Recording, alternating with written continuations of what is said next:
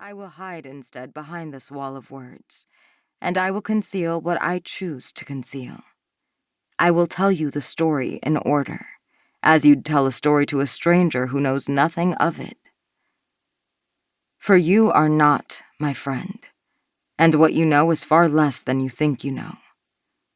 You will read my life in phosphors on a screen, or glowing letters scrolling up the inside of your eye. And when you reach the end, you will lie down again in your indifferent dark apartment with the neon splashing watercolor blues across your face, and you will know a little less about me than you did before. 1. Ashes, ashes. Okay, what's this scent? Roses, I said. And this one? Citrus, grapefruit. All right, what about this? Cow shit. Close. Okay, horse shit. Bullseye. Olfactory systems are go.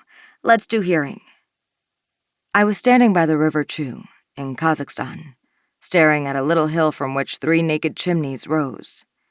I stood alone, but 1,000 miles away, in Leningrad, a woman I had never met was testing my senses. When she had finished, she would slide herself into my mind like a rat into water. As my thoughts went out live to the net, she would screen them through hers, strengthening my foreground thoughts and sifting out impurities. So that, if she was any good, the signal that went out on Muse 1 would be pure and clear. And when she drew herself out of my mind again, 5 minutes later, she would know more about me than a friend of 30 years. I think it's an E-flat, I said. Yes, but what instrument? Brass. Be specific. Do I look like a conductor? It's a trombone. You can tell by the glissando. Now what's this? I had never met this Keishi Mirabara. I had no idea what she looked like. But Keishi was a screener, so for her, our acquaintance of half an hour was already long. Hooking up mind to mind, the way they do, they can only scorn the glacial rituals the rest of us use to form friendships. By the end of the day, she might already hate me.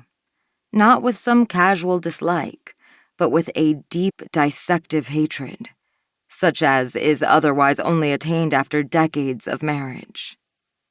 It's bad stuff, their hatred. Their love is worse, a surge of emotion that comes at you flood fast, overwhelming your own feelings before you're even certain what they are.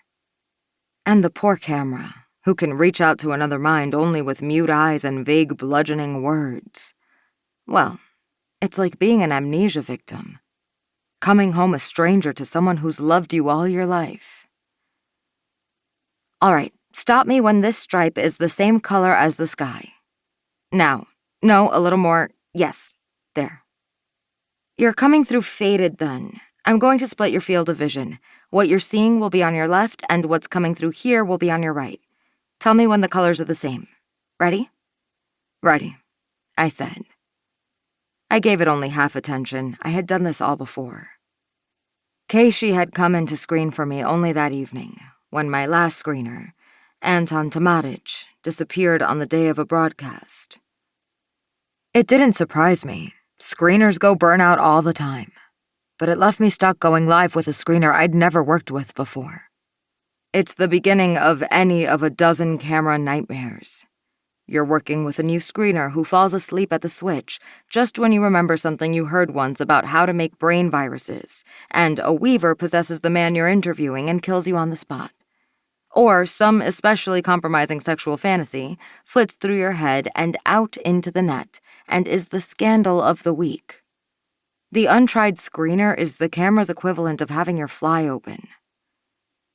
It was scary enough that, though I'd never thought I'd say it, I missed Anton. I hadn't liked him, but I'd liked working with him. He was an informer for the post police, and he hated me. I knew where I stood. Say the words that come into your head. Excrescence, trapezoid, spark, blanket.